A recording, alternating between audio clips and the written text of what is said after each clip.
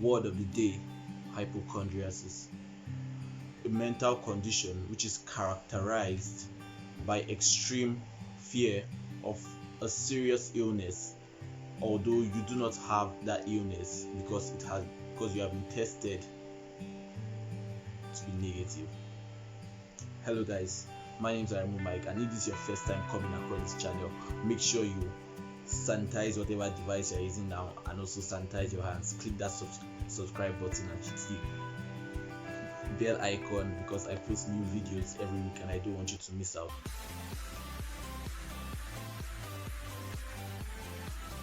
I just finished reading this book, As a Man Thinketh by James Allen, and it shows us how our minds and our thoughts are extremely important, especially in this time of crisis. This book was published in the early 90s, probably 1901 or 1902, I'm not really sure, but it's a very small book, about 20 pages, and it's still relevant till now. It's more than 100 years old and people are still reading it, and you can still gain something from it. I'm going to be leaving the links to the book in the description below so that you can easily get it from the sources I use also. So let's go straight into what I got to know from this book, which I would like to share with you. Now, I would like to tell you that this book is kind of synonymous to the Bible, because in Proverbs chapter 23 verse 7 and also in Matthew chapter 12 verse 34, we could see that both Solomon and Jesus talked about how a man thinketh in his heart, so he is.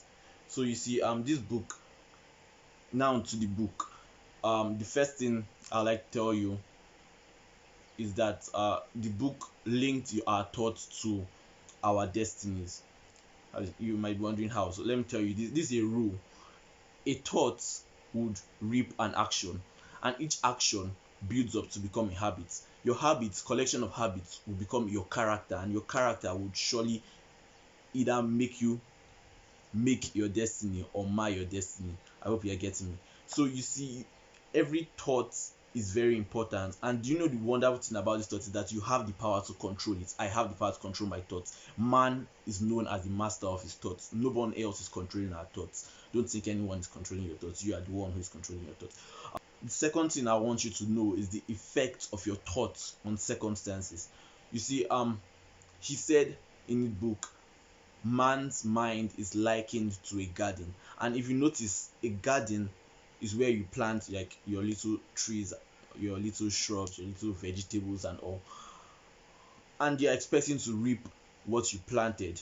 Very true. But also you should know that if you leave a garden fallow and you should come back after that fallow period, you'll still see shrubs growing on it. You still see what we will call weed growing, and that's how our mind is. He has said our minds are like that. If you do not put those good thoughts into your mind, or if you do not put a thought into your mind, any thought will come into your mind, especially now that there are so many newscasters around sending different things to you. So you have to do your best and think about good things, have good thoughts, so that you would ultimately reap good fruits. The next thing I would like to tell you about is the effect of thought on your body. Now this is very important. You see, he said the body is like plastic, and the body will stretch to how your mind will stretch. The body is a slave to the mind, and so whatever your mind thinks about your body, it starts happening. That's why faith is very important in divine healing process, and even in normal healing process, because if you don't believe in a drug which is administered to you, I doubt that the drug will even work for you. That's why you can see an aged man still having the strength of a youth, and a youth being as weak as an old person. So I like to add that fear has been known to kill a man as swiftly as a bullet.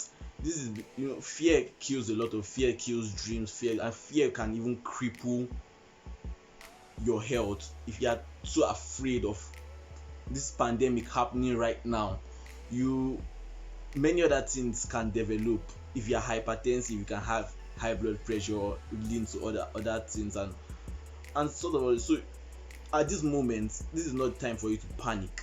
It's time for you to be calm. And I like it that he even talked about calmness in his book. He said something. He said calmness is power. You see, when something is happening, when a crisis is happening and everyone's running up and down, you won't want to run to another person who is jittery and afraid. You would actually go to someone who is calm to be able to counsel you and all. So you see, during this period, you should try to remain as calm as possible. And how do I remain calm? You see, I like that whatsoever things are good, whatsoever things are pure, whatsoever things are profitable to you, those are the things you think about, instead of you facing the media, facing the figures, facing the deaths happening right now. I know that those things are overwhelming, and so we should try our best to shift our focus away from this pandemic and instead focus on what is ahead of us. Just do the 5 as directed by WHO and other organizations, and I'm sure you'll be fine and well. I hope to see you next time. And I would like to end this by saying the same thing he said in his book, and the same thing Christ also said when there was a storm. Let's say this together. You can put it down in the comment section below. Let's say to COVID-19, peace, be still. Hope you enjoyed this. Hope you've learned something, and remember to share this to your friends and families and everyone you love. Give this a like if you like this. I hope to see you next time. Stay safe. Thank you for watching this video. Make sure you hit the circle in the middle to subscribe, and also any of the rectangles to watch my other videos.